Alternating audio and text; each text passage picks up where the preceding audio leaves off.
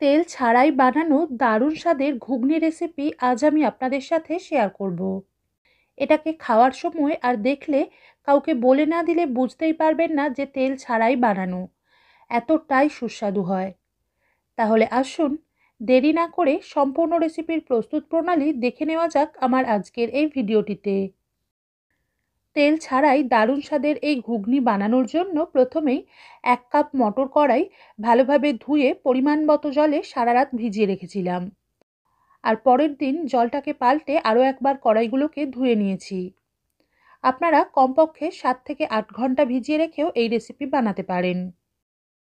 এবার কড়াইগুলোর জল ঝরিয়ে নিয়ে প্রেসার কুকারের মধ্যে ঢেলে একটা খোসা ছাড়িয়ে 2 টুকরো করে কেটে রাখা আলু, পরিমাণ মতো নুন, 2টো চেরা কাঁচা লঙ্কা, 1 চামচ হলুদ গুঁড়ো আর 1/2 চামচ কাশ্মীরি লঙ্কা গুঁড়োর মধ্যে পরিমাণ মতো, অর্থাৎ কড়াইগুলো ডুবে যাতে 1 গাঁট বা কড় উঁচুতে থাকে সেই মতো জল মিশিয়ে এটাকে ঢাকনা দিয়ে মাঝারি আঁচে বা মিডিয়াম ফ্লেমে 6টা সিটি দিয়ে সিদ্ধ করে নেব। তবে মটর কড়াইয়ের কোয়ালিটি অনুযায়ী সিটির পরিমাণ 2-1টা কম বেশি লাগতেই পারে, সেটা আপনাদের দেখে একটু বুঝে অ্যাডজাস্ট করে নিতে হবে।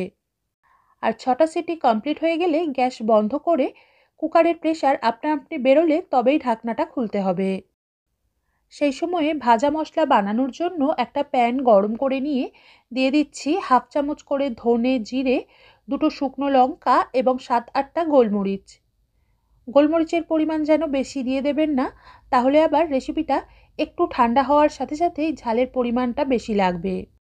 এগুলোকে একটু নেড়ে অল্প নুন মিশিয়ে মাঝারি আঁচে 1 থেকে 1.5 মিনিট ভেজে নেওয়ার পর এগুলো একটু মুচমুচে হয়ে ভাজার সুন্দর একটা গন্ধ বেরোতে শুরু করলেই গ্যাস বন্ধ করে মিহি করে গুঁড়িয়ে নেব। এদিকে কুকারের ঢাকনাটা খুলে দেখে নিলাম কড়াই ভালোভাবে সিদ্ধ হয়ে গেছে। এখন আলুটাকে এরকম ছোট ছোট টুকরো করে ভেঙে ম্যাশ করে দেব। এতে গ্রেভির টেক্সচারটা ভালো হবে। এরপর দিয়ে দিচ্ছি 1 টেবিল চামচ তেঁতুলের রস বা কাত, একটা ছোট ছোট টুকরো করে কেটে রাখা পেঁয়াজ, আধখানা টমেটো, অল্প ধনেপাতা এবং 2টো কাঁচা লঙ্কা কুচি। এরই সাথে 1 চামচ তৈরি করে রাখা ভাজা মশলা গুঁড়ো আর 1/4 চামচ করে বিট নুন ও গরম মশলা গুঁড়ো মিশিয়ে নেব। যদি ঘুগনিটাকে পাতলা করার প্রয়োজন হয় তাহলে অল্প জল এই পর্যায়ে মিশিয়ে নিতে হবে। তারপর এটাকে 2 থেকে 3 মিনিট ফুটিয়ে নিয়ে নুন ঝালের স্বাদটা চেখে দেখে আর 1/2 চামচ মতো তেঁতুলের রস বা কাত মিশিয়ে নিলাম। এবার এটাকে আর কয়েক সেকেন্ড ফুটিয়ে নিয়ে গ্যাস বন্ধ করে কিছুক্ষণ ঢেকে রেখে একটা প্লেট বা বাটিতে ঢেলে নিয়ে অল্প পাতিলেবুর রস, মিহি করে কুচোনো পেঁয়াজ, কাঁচা লঙ্কা ও টমেটো আর ঝুরি ভাজা দিয়ে সাজিয়ে অল্প বিট নুন ছড়িয়ে দিলেই আজকের রেসিপি রুটি, লুচি, পরোটা অথবা মুড়ির সাথে পরিবেশনের জন্য তৈরি হয়ে যাবে। আজ এ পর্যন্তই। সবাই ভালো থাকবেন, সুস্থ থাকবেন। ধন্যবাদ।